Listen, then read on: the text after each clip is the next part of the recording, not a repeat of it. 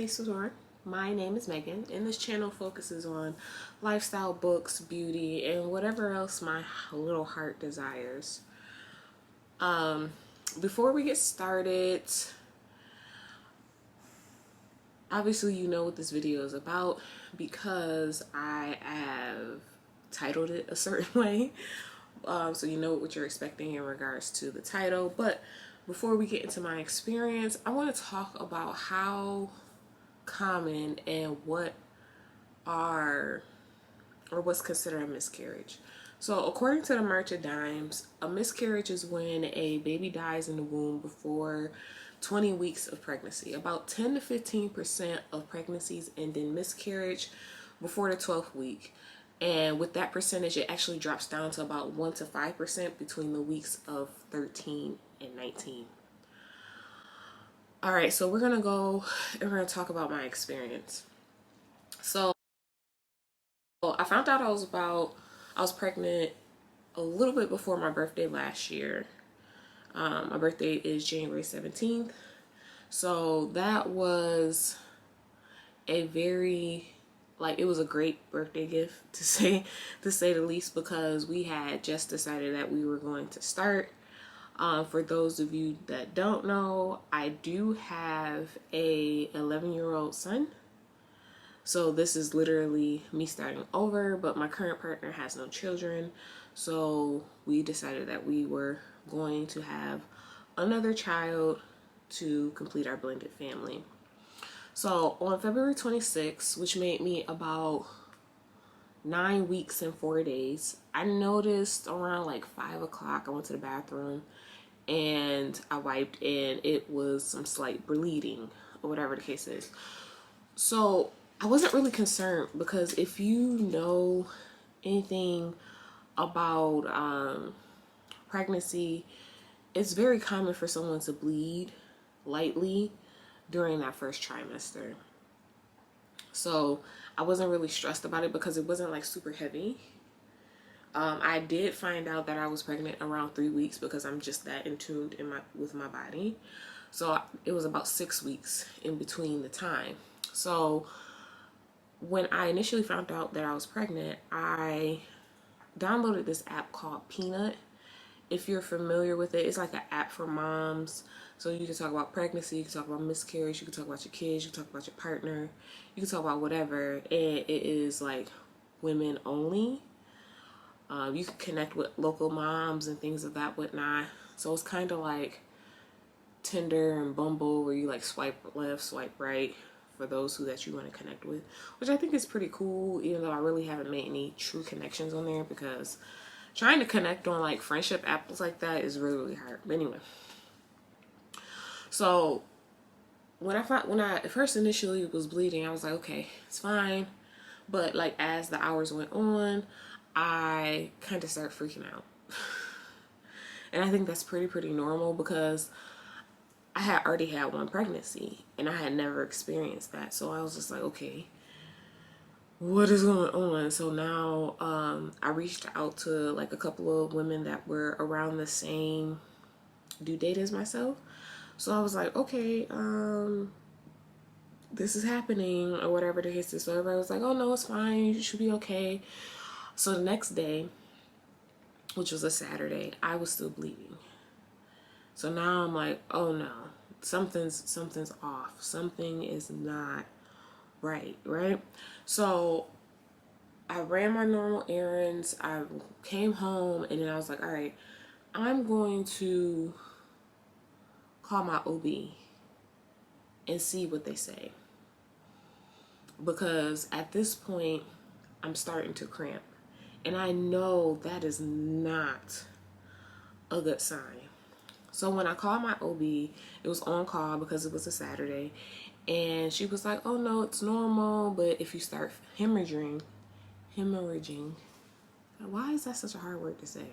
Anyway, which is basically filling up a heavy duty pad like every 30 minutes to an hour, then I was supposed to go to the emergency room. But I still felt like off.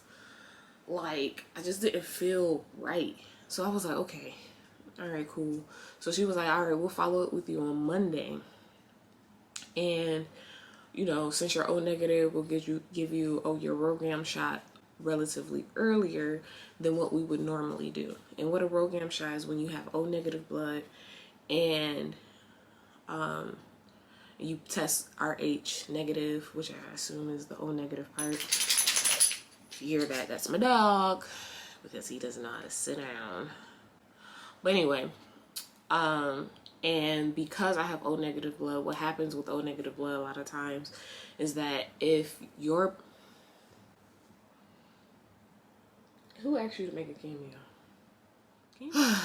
Anyway, so if your blood and the fetus's blood mix together, what could happen is that your body could see that your fetus as a threat and try to kill the fetus. So what the RhoGAM shot does is it basically negates that, so you don't have any issues if that was to happen.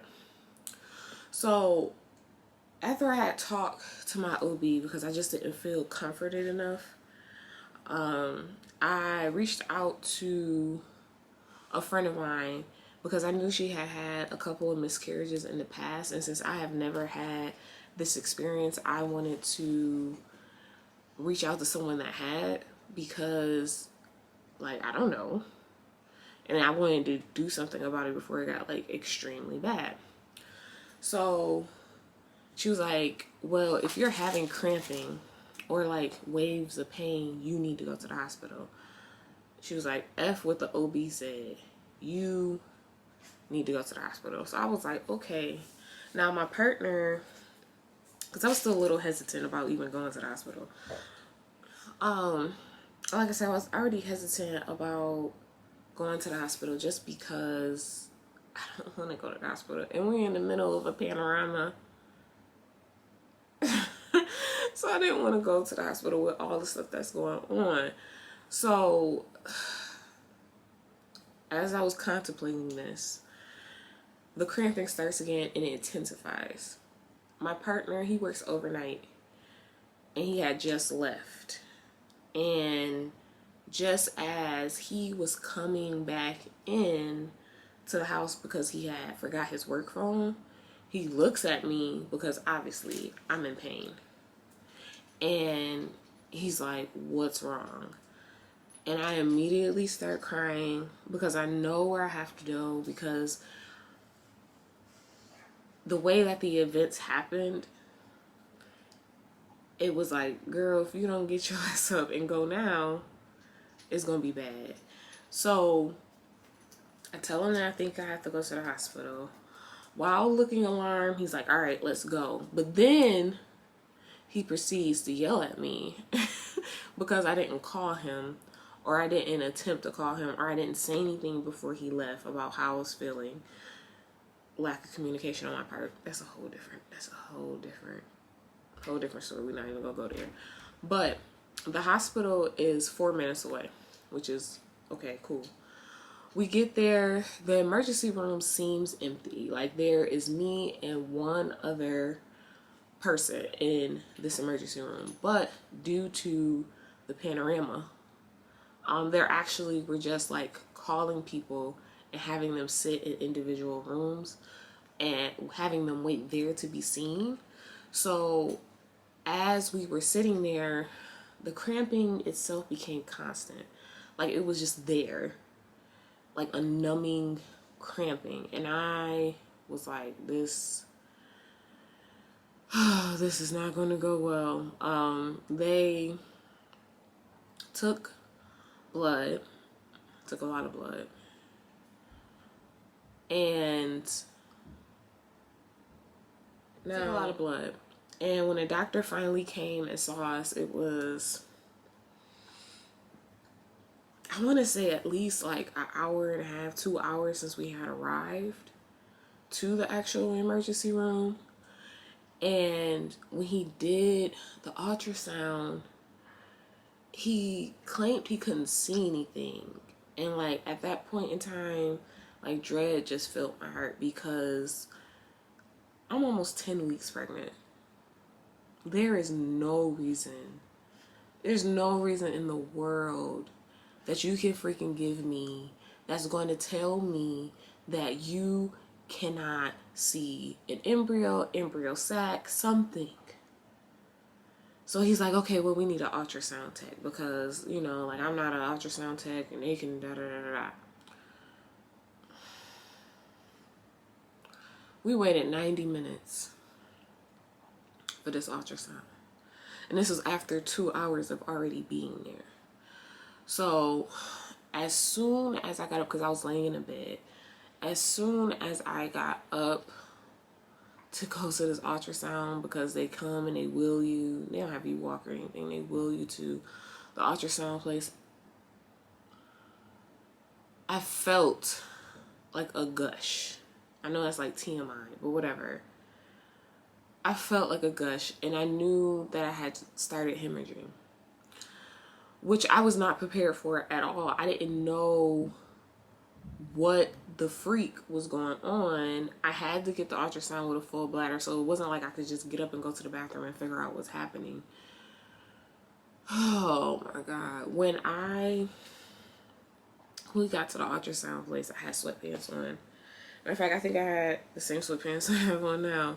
I had sweatpants on, and it was just bad. Like, my whole backside was like soaked, which was so uncomfortable.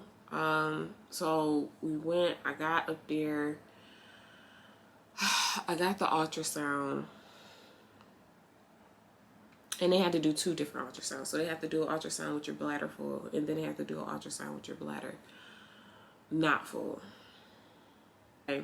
Getting an ultrasound in general with your bladder full is already uncomfortable. So the tech was like, all right, go ahead and go use the bathroom, because she couldn't tell me anything that was happening on the screen. But I had already known, like, when ultrasound techs, they like turn the screen and they don't want to tell you what they see. Honey, it's not good news. It's not good news, because, you know, ultrasound techs, they see a baby, they see a heartbeat, they want to show you, they want to do all these things. So the nurse told me to go to the bathroom after the first ultrasound, and that's when it happened. So I went to go use the bathroom, and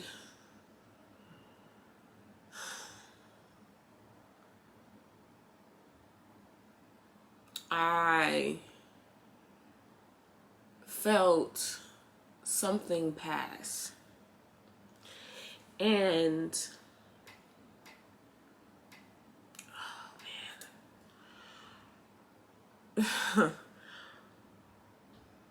it was so unexpected, because I knew something wrong was happening, but I didn't think, because, you know, like, there's other things that could happen. Like, you could start bleeding, you could have it's like something, it's like a clot or something passed, or whatever the case is, because whatever. But I had known that, like, I had just lost this baby. And you would think, it's been almost a year, you would think this would be so much easier to talk about. It is not. It is not. That's why I didn't wear any makeup, because it's just not. All right, let me take a break. So the emotional pain that I felt, because I know I had just lost this child, all I could just keep saying to myself in the bathroom was no. Like, I couldn't believe it.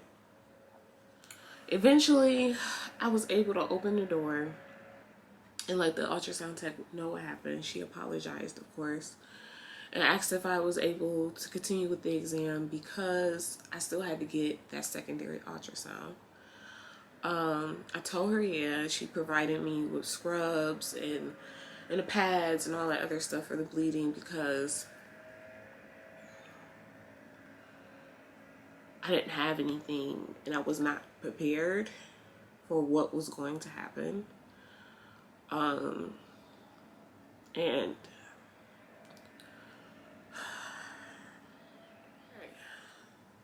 So as I was doing that, changing things to level 9, all I could do was cry.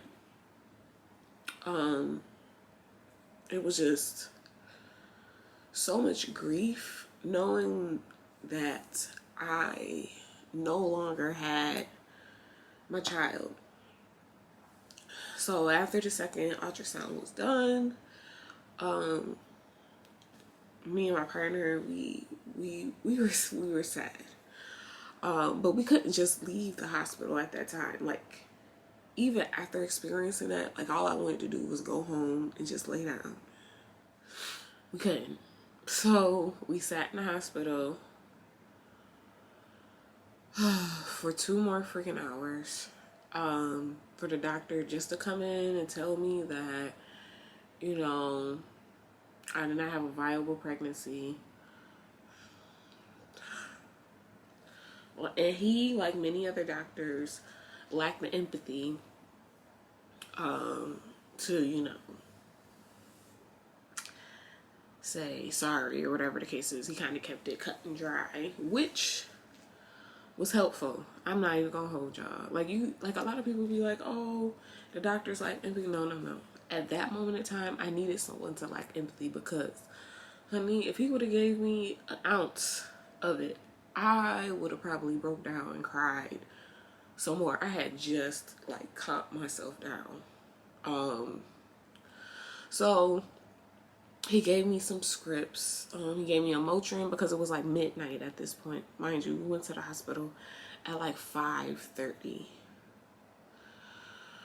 It's midnight, almost 1 o'clock at this point. So he gave me a Motrin and he provided me with scripts for painkillers as well as the medication that you need to take in order for you to help your body pass the rest of the tissue, the extra thick uterine lining, and all of that other stuff. All right. So, like I said, we were in the hospital for almost 7 hours. I honestly see why people hate the emergency room. I have only been in an emergency room maybe twice in my entire life. And one of those times was for my child.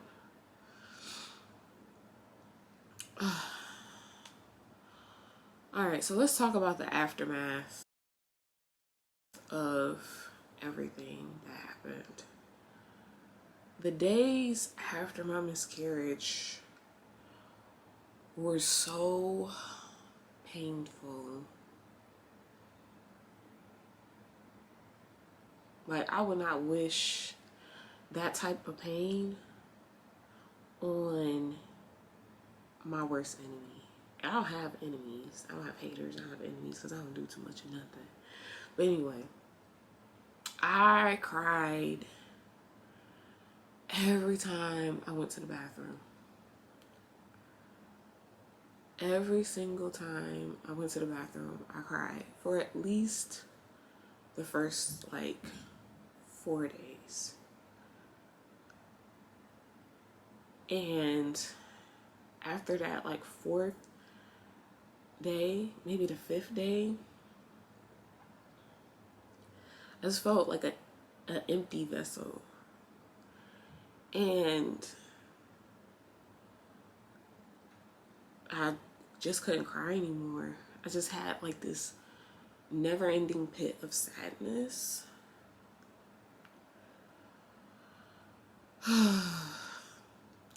So then obviously the next day I had gotten my scripts. I had no idea that the prescriptions that they gave you makes your uterus contract so you can expel all the things. And the contractions that I had were way worse than labor pains. And I don't know if that was just because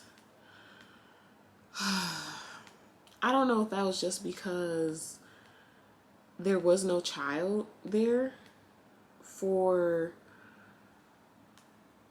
your stomach to wrap around to like cushion the blow of the contraction itself, or what, but those, like, I've been through labor and it didn't feel like that. Like,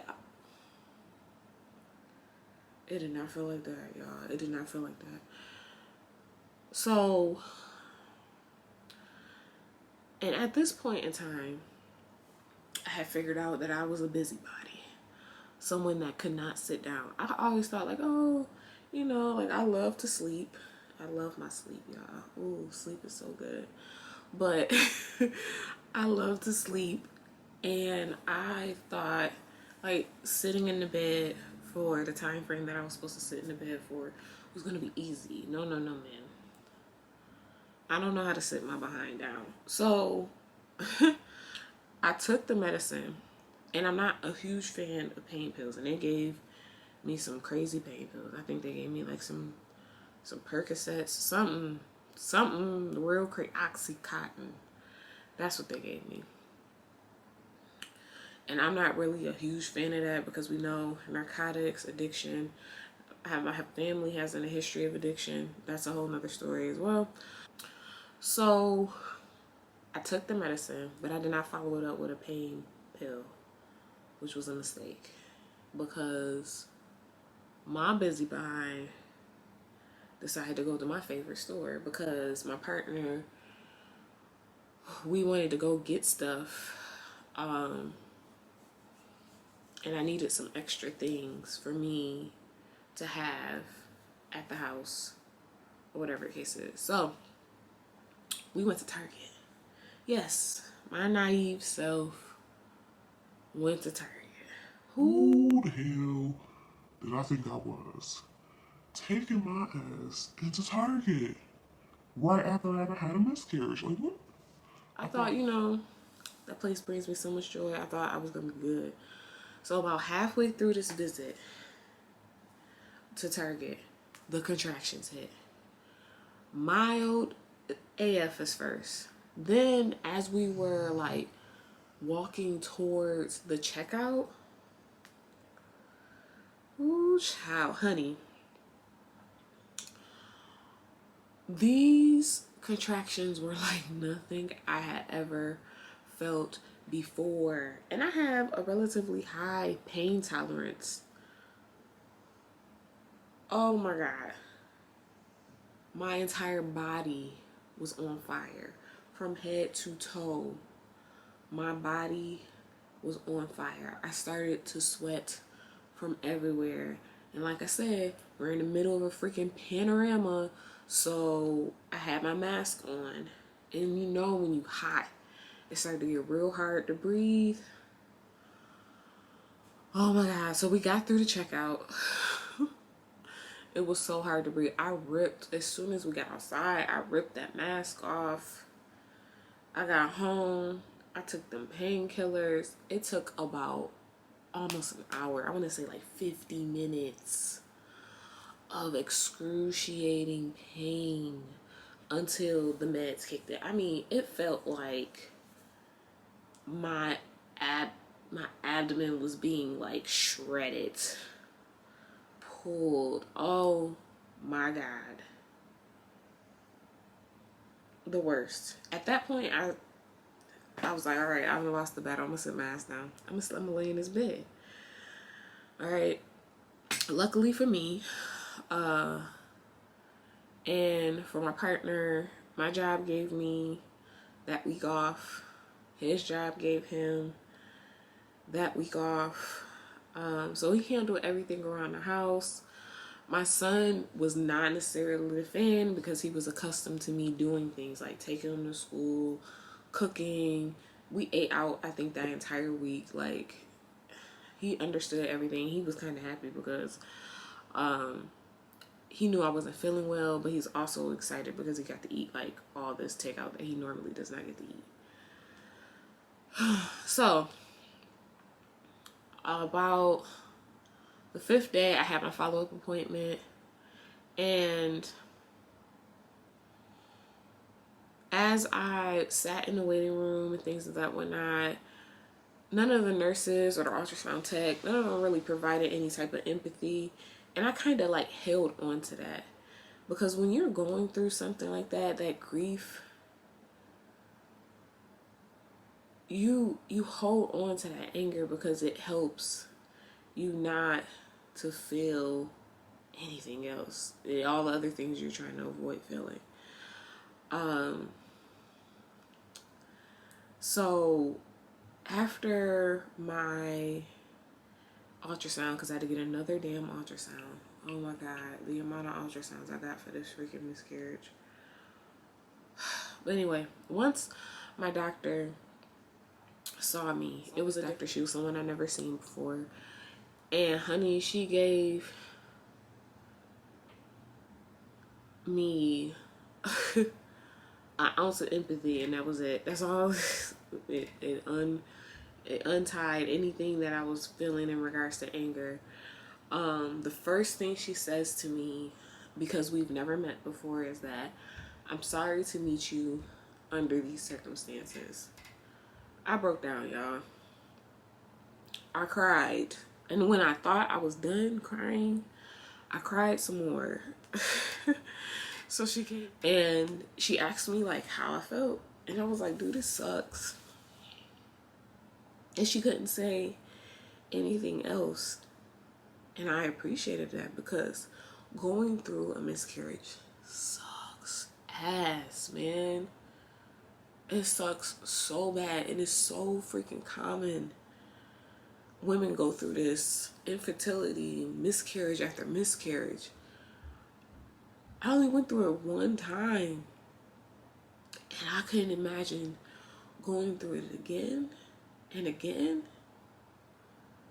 The emotional toll that takes on not only your body, your emotions, your mental, heck, your spiritual, because you question everything. So, you know, she reassures me like, all right, this is the next step. So we had to I had to take the medicine. She gave me another prescription for me to expel some more because all the tissue that was needed to be removed was not removed. And then she said, after all of that's been done, wait a couple of cycles before you could try to start again. And honestly, honey, I didn't want to. So eventually I knew I had to switch my mindset because I couldn't sit in this sadness and this grief. I had to switch my mindset to more so, not that I lost the child, but that I was now preparing for healing and preparation for whatever was next for me. So on this journey of healing, talking to women, because as I stated before, so many women suffer this incident in silence. Talking to other women who have experienced a miscarriage, because you really don't know how common it is until you start talking about it. So talking to other women that have experienced, honestly, that was the most helpful thing. I have books. I have yet to read those books, and I am a reader. I have books that talk about miscarriage. I think I read like 1.5 of those books. They help, but they don't help like talking to a person that's actually gone through it. At first, I didn't want to talk to anybody because I was still kind of processing everything that happened myself. But I come to realize that it's just so much easier to talk to someone else. Especially when they assure you that you're not burdening them with your issues and you're not triggering them, because that's the last thing that I want to do is trigger someone else that's had the same experience because I'm going through it at that point in time. So I really, really appreciated the women that I was able to talk to and really were my support system during that time. I appreciate them so much. So because of the feelings and the mindsets that you experience during a miscarriage, I think, is unique in a way when it comes to grief. And I say that because it's not like grieving a loved one, someone that has lived their life, no matter how long it may have been, whether it was a couple of days, a couple of years, 50 years, 60 years, 70 years, however long. It's not like that because that person was actually earthside. That person actually lived. You got to touch that person. You got to see that person. It's just unfortunate that they had to leave this earth before you were necessarily prepared. When you lose an unborn child, it's almost like you feel like you've been cheated, like your body betrayed you, like you wanted, you knew like you had this child growing inside of you, and your body was just like, nope, something's wrong with this one, so we gotta go. What? No. So, and another reason why I felt cheated was because during this panorama, it felt like it was like a mini baby boom because it was just so hard to get into these doctors' offices to get your initial ultrasound, your confirmation ultrasound. And I think it wasn't necessarily a baby boom. Like, it was still the same amount of babies, maybe a little bit more.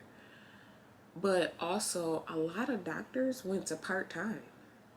Like, they were not seeing as many patients as they were seeing as normal.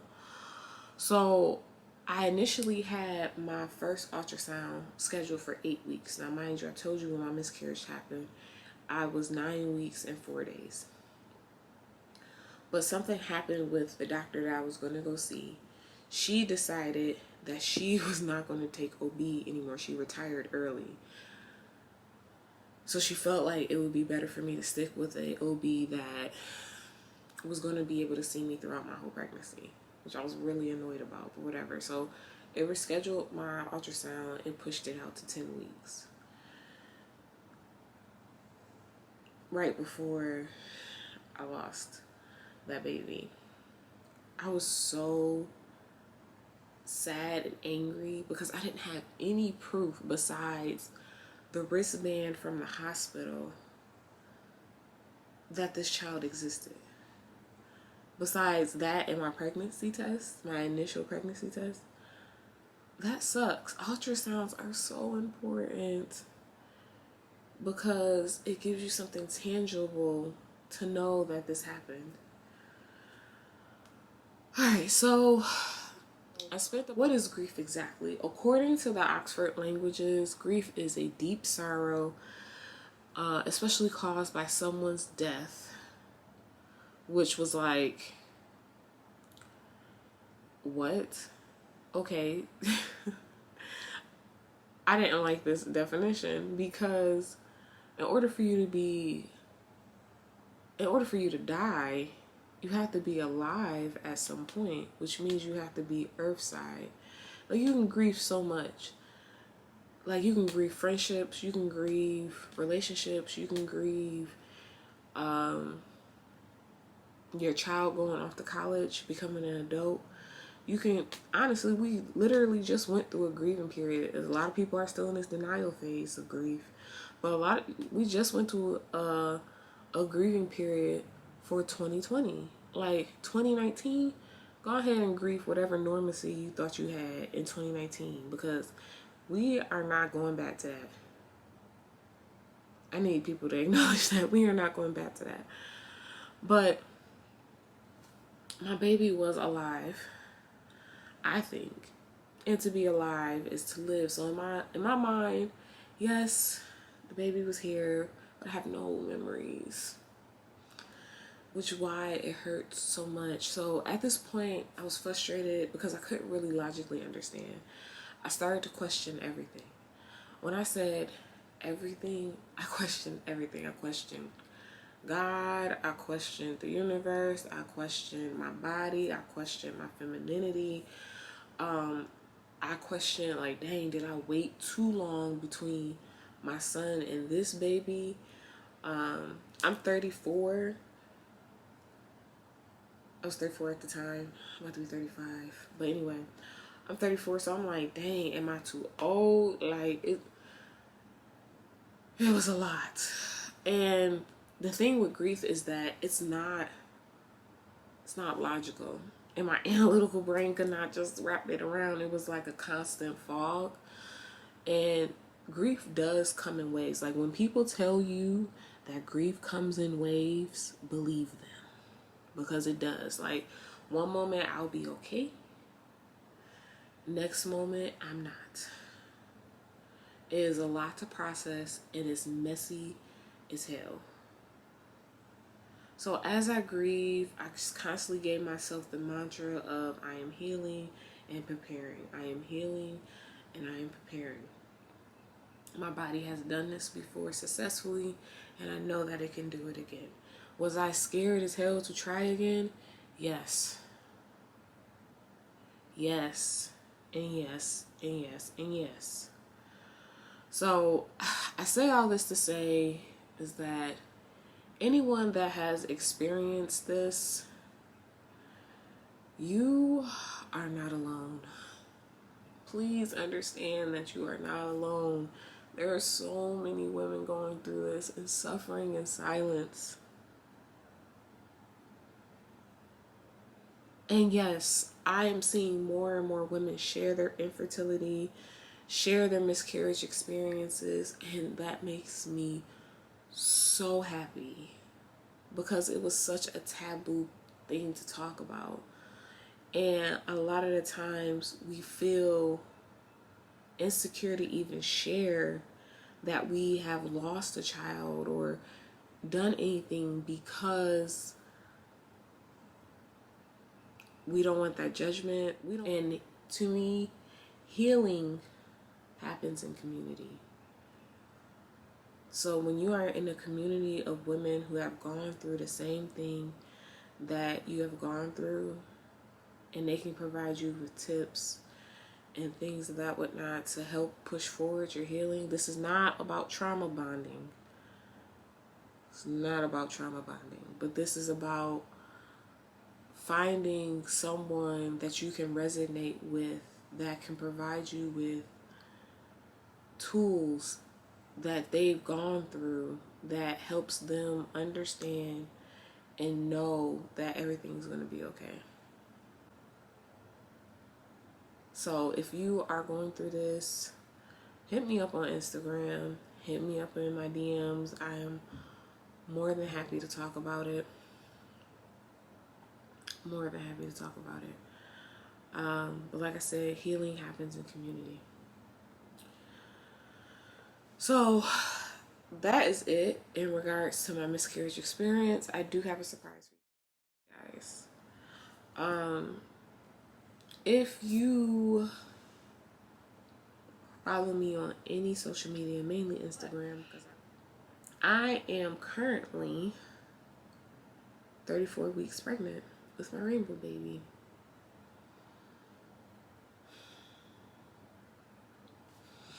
You wanna see?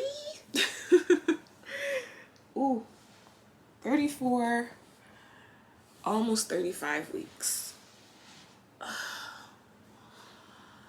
I will be sharing my thoughts about this pregnancy, how it came into fruition, how it's treated me, because it is very different. Very, very different than the first time I was pregnant with my son. So I want to thank you guys for watching. If you made it all the way to this point, you are the real MVP. I appreciate you. I appreciate you so much, so much. So if you're looking for more content from me, please consider subscribing, hitting that notification bell so you don't miss the upload. I am pretty fire in my pregnancy, but I have thoughts. I have a lot of thoughts. I can definitely talk about a couple things that I want to talk about is like my virtual baby shower, because I did not have a traditional baby shower.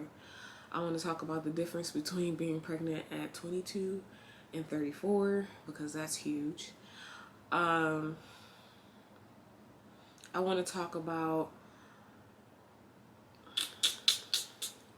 something else I wanted to talk about.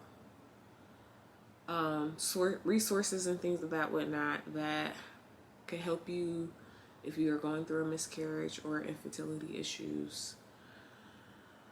But yeah, so if you are interested in any of that content that's going to stem off of this particular video, go ahead and subscribe.